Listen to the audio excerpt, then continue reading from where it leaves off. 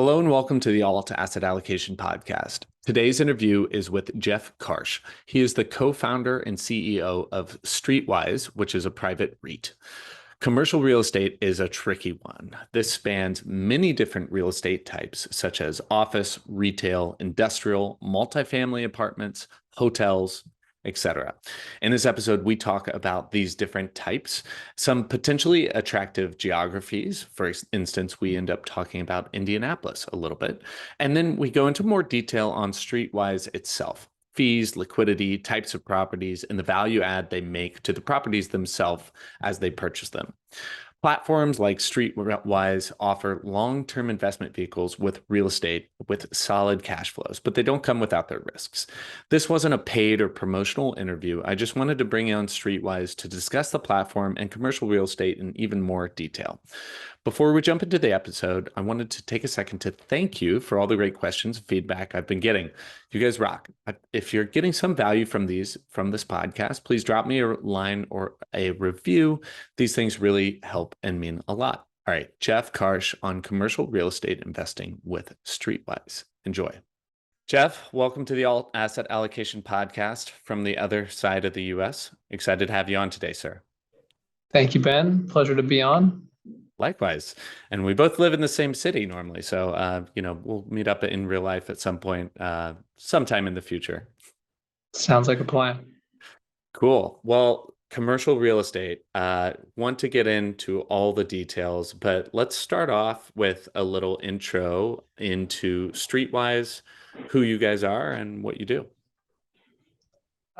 So Streitwise is a public non-traded REIT that I started back in 2017.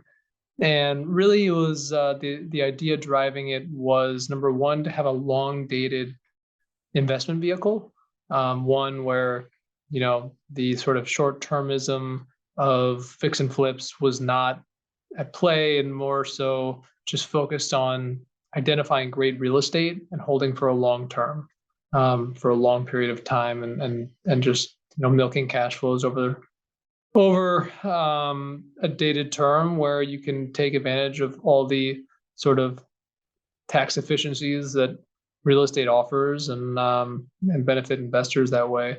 Number one. Number two, we had some deals in 2017 that we sort of rolled into the REIT to get it started, that were exactly sort of what we were looking for if we were to start a long-dated REIT, and they were sort of urban, suburban office buildings, well amenitized, close to retail, sort of the type of office product that I think is going to survive for indefinitely. Nice. Yeah. And long-term investment vehicle, real estate, solid cash flows, all great things I like to hear on this channel, that's for sure. Let's start off. I mean, Streitwise is primarily commercial properties. So let's start off just by defining commercial properties. Commercial properties, in my opinion, is anything that cash flows, and I guess is not necessarily residential. Retail, office, hotel, even although hotel can be considered an operating business, industrial real estate, and that's pretty much commercial real estate. Gotcha. And Streitwise invests into, like, what's the spread or allocation amongst these different types of commercial properties? So right now we are predominantly where we are all in office, urban, suburban office in particular. I think right now what's going on in the office space is very interesting. You'll see kind of headlines in the paper that are oftentimes misleading, the death of office, work from home forever. I think 2 years into the pandemic, we've learned that work from home is going to be a part of life, but it is not everything there is to life. And certainly being in the office is a necessary part of building a company, building a culture. And the other part of that is that employees now, in order to get them to the office, you need to entice them. You need to give them something desirable, some reason to go to work. And that reason really is amenities. Amenities. Your building has to it has to have that coffee shop or be close to the gym or down the street from the lunch spot. Just it has to make people feel like they're in the mix, because that is what the new generation of worker wants. Yeah. Well, I mean, amenities is one thing, but there has to be a bit of a seismic shift away from every company thinking they need an office. I mean, this has been a fundamental change in the market that work from home or work remotely does have some aspect within the workforce, right?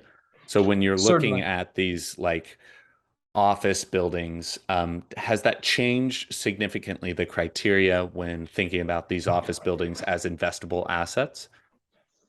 1000%. So I'd say the office market has bifurcated into the investable office buildings and the completely uninvestable office buildings that, regardless of the value at play, just wouldn't touch, because long term you'll be putting more money into them than you're taking out. And those buildings that are, no longer investable, they're commodity office buildings that you see sort of off one-off interchanges, not much going on around them. You kind of look at them and say, wow, that looks drab. Well, yeah, that's the case. And, if you think of people in their 20s and 30s, if they want to be there for any extended period of time, the answer is no. And employers know that. So employers are strategically moving away from those office buildings and toward the better buildings. It used to be such that that was sort of a value proposition for companies, right? Going to the cheaper building in town. Well, now, because of the leverage that the employee workforce has in work from home, the employer needs to identify a great office experience. And so that means, paying up for quality. And so that's what I've seen in the marketplace is that um, companies are willing to oftentimes downsize their footprint to, or right size, I should say, to account for the fact that there's this new work from home element, but upgrade. Certainly. They're all looking to upgrade to a better spec of office and closer to more retail and more fun. Yeah, I mean, that totally makes sense. My aversion to offices, I mean, I've worked from home or walked to a small office for 8 years now or 9 years. So when I did work in an office, it was very much that drab office, like off-white cubicle farm, like not a place that you like to spend a lot of time, especially in your 20s. So that definitely resonates. I would think I would enjoy one of these newer offices because I love ping pong, and that's what it's all about, right? Yeah, exactly. It's ping pong and air hockey and all that. And look, there's no question that then there are a lot of folks like yourself who don't go to an office. And I think the new equilibrium is less office space needed overall. But if the shift is going from commodity to quality, then net quality buildings are going to win out. Yeah, definitely. And I mean, look, remote work is great, but like there's it makes certain things infinitely harder and longer and more difficult kind of going back and forth. So it's definitely not panacea, that's for sure.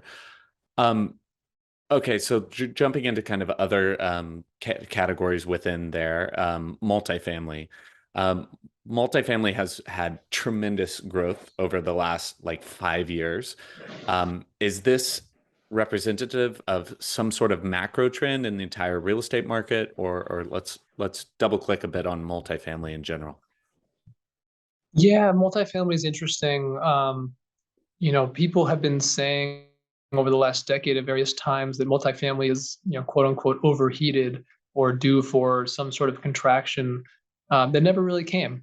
It was a function of, I think, the millennial generation taking longer than normal to settle down and, marry, have kids, want space. That lends itself to multifamily renting.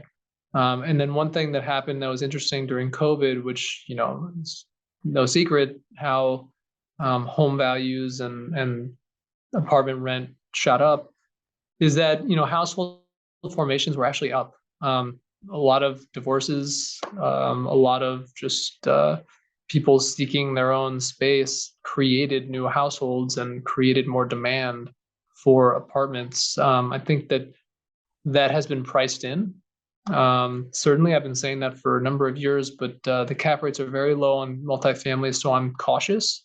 It's the fundamentals of multifamily are great; they're solid, but fundamentals can't always overcome high prices. And so I think that the prices right now are such that they reflect continued strong fundamentals for a long period of time, to the point where I think I'm waving the caution flag. Yeah, yeah, fair. So we've talked a bit about like broad real estate market overall, and my listeners have heard me say this a million times whenever we're talking real estate.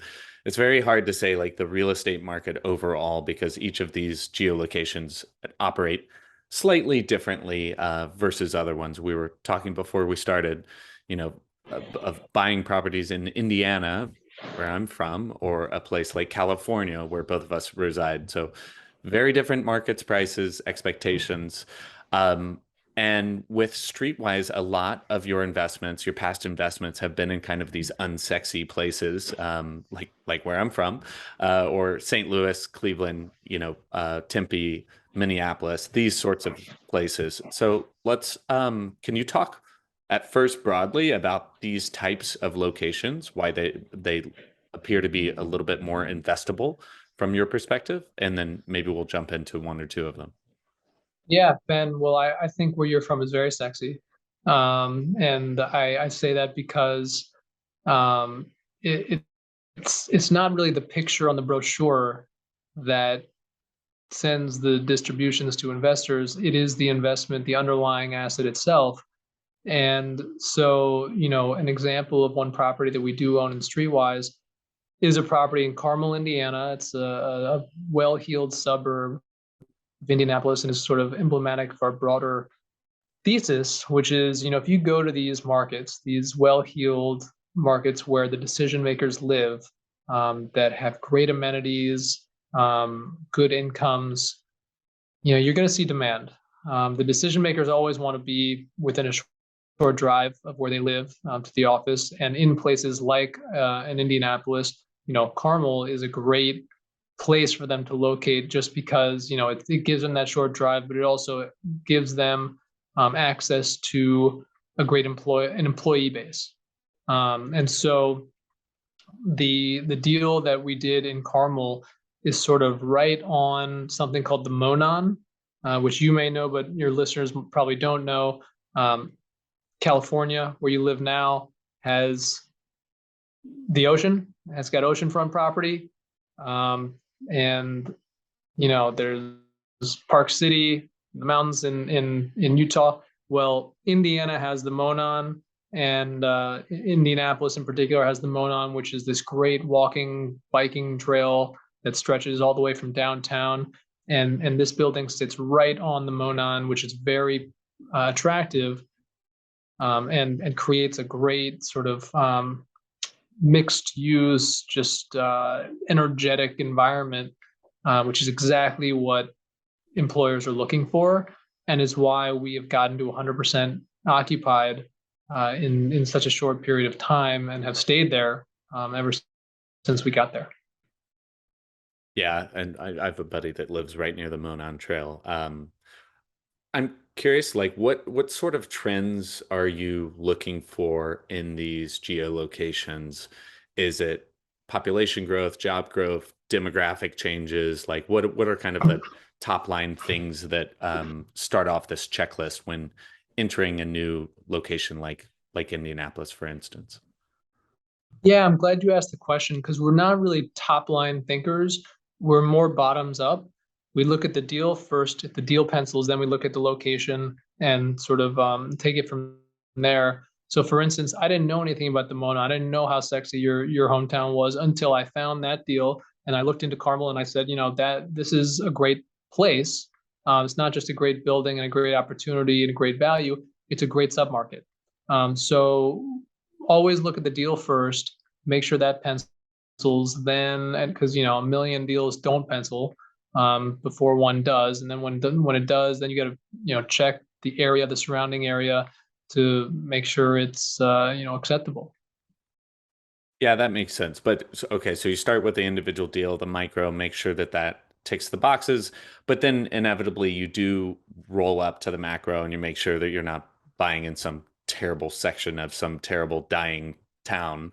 What kind of what type of deals would fall away? You know, it looks very good at a micro level, but once you kind of roll up and start thinking more top line, what red flags have caused these good micro deals to fall off?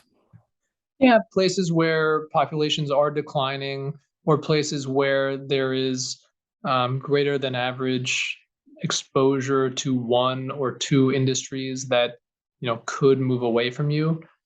One example of that is maybe Houston with its oil exposure. It's all great when the price of oil is at $100, but when it dips down to 50, things get a little dicey, and you see a lot of companies putting their space up for sublease, or just things get dicey quickly, and you don't want to be exposed to these fluctuations in markets that you can't control. And so a place like Indianapolis or a place like St. Louis, they've got diverse demand drivers, they've got diverse industries there. And so while they're not growing the same as, say, in New York City, they're diversified enough where that lack of volatility is actually a benefit to you as an investor, because you can lock in sort of your go forward assumptions of low steady growth will more likely play out. And I mean, the thing about Indianapolis in general, and for listeners, you guys operate in many different markets. We're just kind of sitting on this one, perhaps because it's a little bit closer to home for me. But with something like Indianapolis, I think you have two counter like macro trends in the US, or at least like from where I'm thinking. And one, it's like unaffordable housing in these bigger locations, ability from work from home, live in these other cities. But counter to that, like a headwind would be the aging boomer population moving away from like cold winters because they don't want to shovel their driveways. So those two perhaps net out, hopefully still a net positive, but that's am I completely off base with those assumptions? Yeah, I mean, we take all those things into account. Things like taxes in California. I mean, it's getting harder and harder to sort of wrap your head around what politicians are going to do on a go forward basis, and that unpredictability leads to difficulty in pro forming your deals in California. So certainly we look at all these things. Yeah. So I'd be curious, what sort of unique risks does investing in commercial properties carry? So we've talked a lot before on this podcast with residential and multifamily specifically, but I'd say just unique risks for commercial properties in general. Unique risks for commercial properties in general. I mean, you're not guaranteed. I think going into any investment, you've got to really understand the micro location dynamics.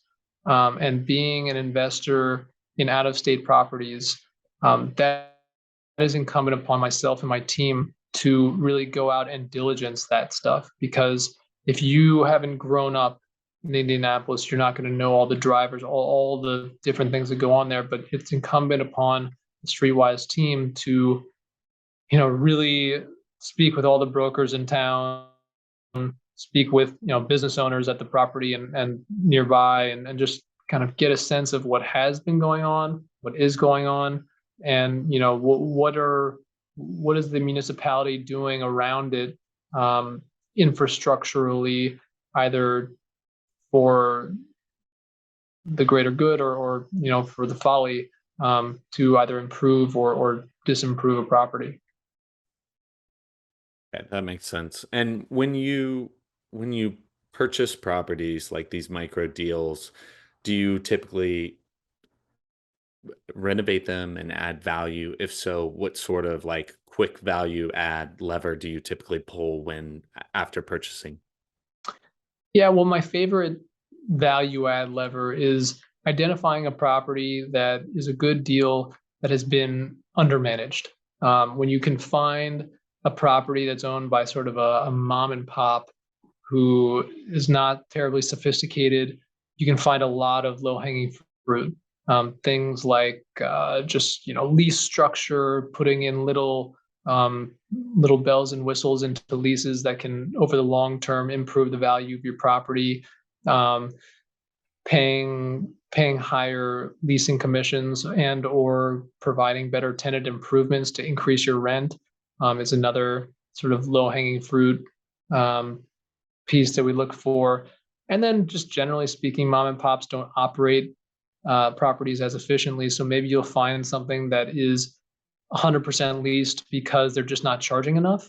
That's one way that they screw up. Another way they screw up is not paying enough attention to it and letting it languish at 60 or 70% occupancy. And you say to yourself, well, gee, this is in a great location with great retail amount around it, great infrastructure around it, and lots of investment around it.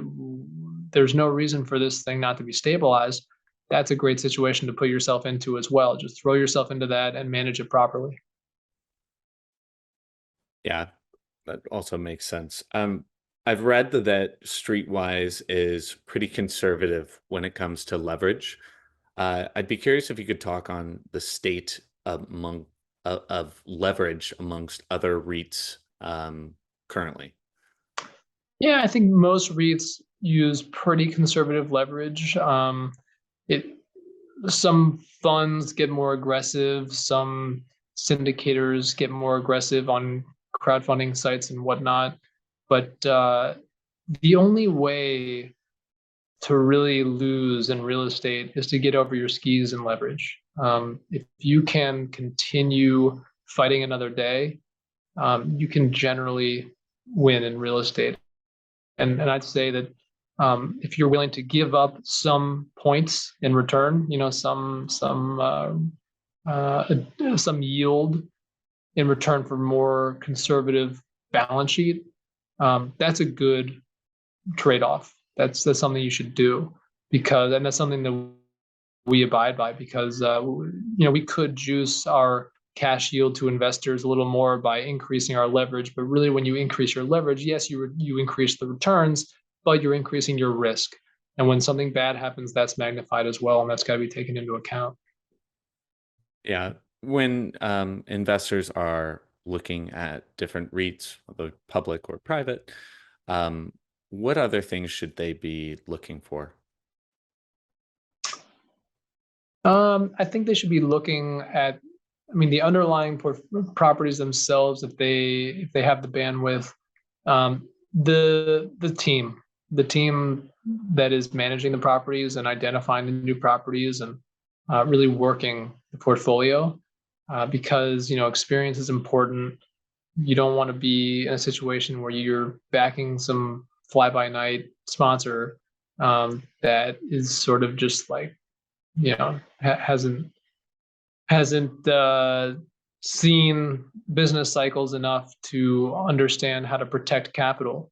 You want sponsors with a proven track record, and frankly, that's what Streetwise brings. I mean, we are backed by a private equity company that I roll, and our track record is second to none. Having deployed three closed-end funds, having fully realized two of them with pretty good results.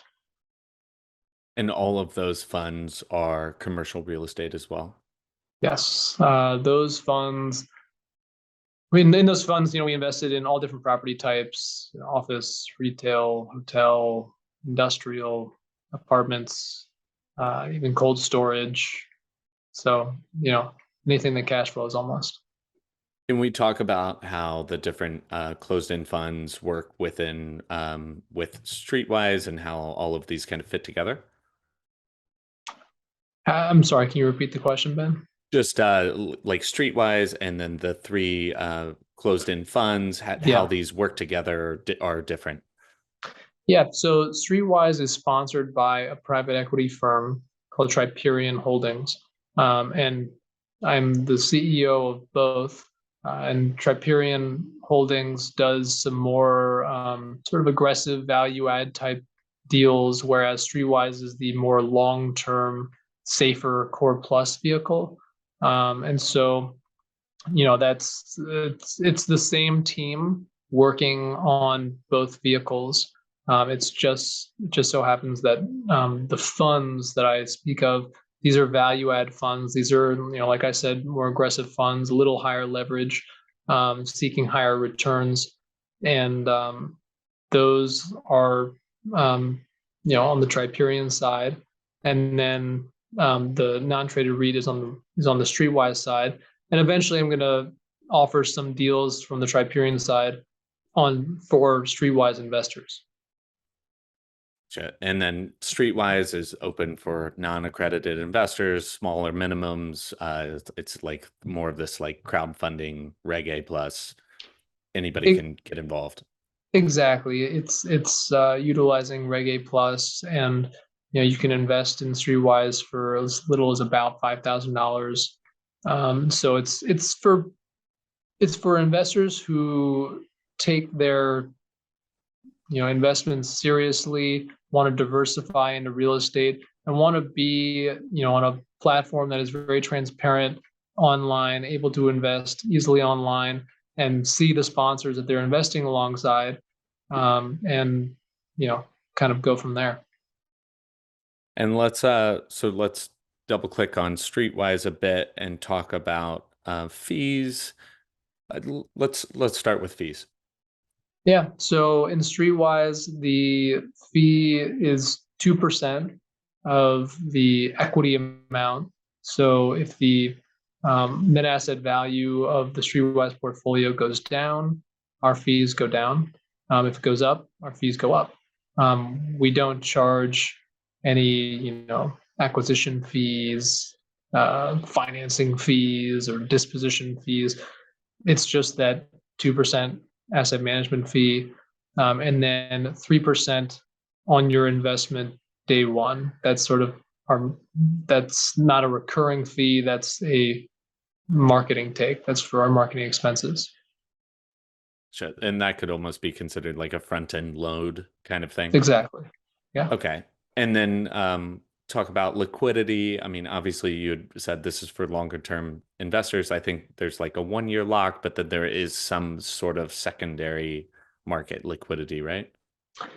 There is a 1 year lockout, and then you're able to redeem your shares, subject to a step down in penalty over the course of the first 5 years of your investment. So we are very transparent in saying that this should be looked at as a long-term investment until year 5.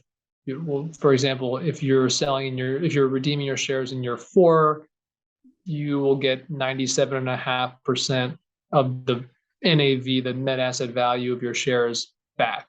If you sell after year 5, you get 100%. So this is a vehicle where you want to be in long term. Yeah, that makes sense. Um, I'd be curious next about like bankruptcy protection. What would happen if something were to blow up? Like how should investors think through bankruptcy protection with something like Streetwise? Yeah, I think the bankruptcy protections are the same sort of at the Streetwise level as they are sort of at the asset level, because the sponsor, which is Triperion, is strong, and if you're I guess the susceptibility of the investments um, to being foreclosed on is the same sort of just on an asset by asset level as at the company level, if that makes sense. Ben, maybe can you just ask that question in a little more detail?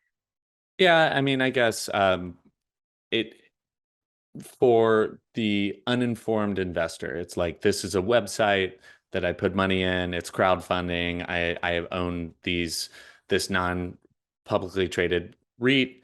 What happens if the company behind it goes poof?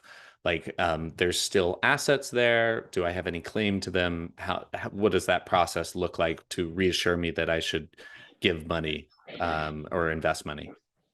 Yeah, if the company goes bankrupt, then essentially what happens is there's a liquidation of the properties, and the equity is returned to the owners, which are the investors. And so long as the properties are sound, your equity is secure. Okay, okay, that makes sense. Um, what should people know about Streetwise that isn't listed on the website or very well known? Well, that it's sponsored by Triperian Holdings, which has almost a decade in business with three different closed-end funds, which I spoke about earlier. But the first two funds were very high performing. The second fund was a top decile fund within its vintage set, which was 2015. And we have a number of investors, happy investors in those funds. And so this is sort of the same management team you're getting at Streetwise as the Triperian Holdings investors are getting. Nice. Um, what thinking about all of the different categories of commercial real estate and the different locations within the US, what would be your most bullish niche or vertical industry geo over the next 10 years? It's a good question. I don't. The reason that we're bottoms up investors is because I'm really bad at making those bets. I mean, I could say there's some sexy markets that people are liking, the secondary markets like Phoenix and Nashville and Austin that a lot of people are talking about right now because, frankly, there are a lot of people moving there, but they're also priced as such. So that's why I'm not necessarily just looking for like what is the next hot city. Well, yes, I think it's important to have sort of a view on where that city will be 10 to 20 years from now. But I think what's much more informative is the price that you're paying today, because there is, even if you think that Phoenix is going to be, if everybody from LA is going to move to Phoenix, there is a price at which it doesn't make sense to buy in Phoenix. So I know I'm not answering your question, but it's because I don't really think about that too often. I think more about deals and how the property level metrics look rather than the markets 10 years into the future. Yeah, that makes sense. What about upcoming roadmap for Streetwise that gets you most excited by? Diversification. Right now, we've got a few buildings in the Midwest, and eventually, I want to expand even beyond office and into different commercial property types, into different submarkets, and just offering our investors I think a more diversified portfolio is a safer portfolio, and so that's sort of the idea going forward. And now with the Federal Reserve actually increasing rates as opposed to bringing them down, and also letting their balance sheet run out, which is essentially quantitative tightening. I think there's going to be a good opportunity to buy properties in the next 6 to 12 months. I think I'm already seeing in the marketplace some distress, refinancing, or owners who thought that their properties were worth X, but they're really worth Y now. It's an interesting time in real estate, and I'm really looking forward to being more aggressive on the acquisition side. Nice. It is an interesting time indeed, and the financial markets can humble you very quickly. So it's a very interesting time indeed. Uh, Jeff, really appreciate you coming on today, talking about Streetwise. What else would you like my listeners to know? And then where can they find out more about you and Streetwise? Look, we're open for investment 24/7 on streetwise.com. It's streitwise.com. And we're working hard for our investors, and they've been happy so far. They've earned, I believe, over an 8% dividend yield annualized dividend yield every quarter since we began in 2017. So I'm proud of that. I'm looking to extend that streak as long as we can, and just further strengthen our portfolio. So if there are long-term investors out there watching Ben Lakoff, and I know there are, Streetwise is a long-term focused real estate option. Awesome, Jeff. And I'll link up all of these things in the show notes at altassetallocation.com. Really appreciate having you on today.